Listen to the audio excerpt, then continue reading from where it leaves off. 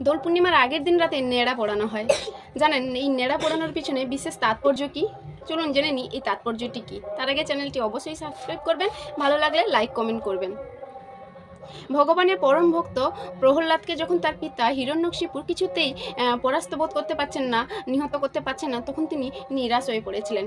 তাই হিরণ্যকশিপুরকে নিরাশ হতে দেখে তার বোন হোলিকা বলেছিলেন যে উনি প্রহ্লাদকে বধ করবেন আগুনের মাধ্যমে, দহন করবেন আগুনের মাধ্যমে।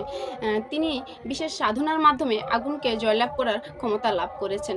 সেই কথা মতো তিনি আগুনের মাঝখানে প্রহ্লাদকে নিয়ে বসেন এবং নিজের গায়ে সেই বিশেষ ক্ষমতাবান সম্পূর্ণ একটি কাপড় দিয়ে, যে কাপড়টি প্রচণ্ড হাওয়ার কারণে ওনার শরীর থেকে উড়ে গিয়ে প্রহ্লাদের শরীরে গিয়ে পড়ে।